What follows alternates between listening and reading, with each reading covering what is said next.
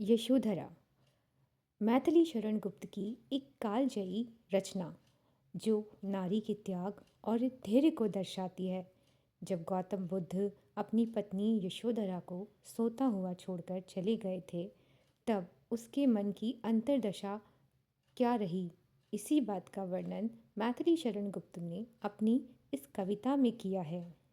सखी वे मुझसे कह कर जाते, सखी वे मुझसे कह कर जाते, कह तो क्या मुझको वे अपनी पथ बाधा ही पाते। सखी वे मुझसे कह कर जाते, मुझको बहुत उन्होंने माना, फिर भी क्या पूरा पहचाना। मैंने मुख्य उसी को जाना जो वे मन में लाते।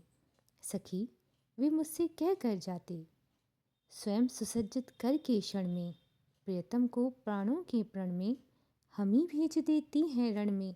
छात्र धर्म के नाते, सखी वे मुझसे कह कर जाते, हुआ न यह भी भाग्य अभागा, किस पर विफल गर्भ अब जागा। जिसने अपनाया था त्यागा, रहे स्मरण ही आते। सखी वे मुझसे कह कर जाते। नयन उन्हें निष्ठुर कहते हैं, पर इनसे जो आंसू बहते हैं, सहृदय वे कैसे सहते हैं।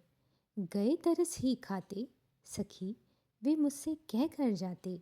सखी वे मुझसे कह कर जाते, जाएं सिद्धि पाएं वे सुख से, दुखी न हो इस जन के दुख से। उपालंब दूं मैं किस मुख से, आज अधिक वे भाते। सखी वे मुझसे कह कर जाते, गए लौट भी आवेंगे, कुछ अपूर्व अनुपम लावेंगे। रोते प्राण उन्हें पावेंगे, पर क्या गाते गाते।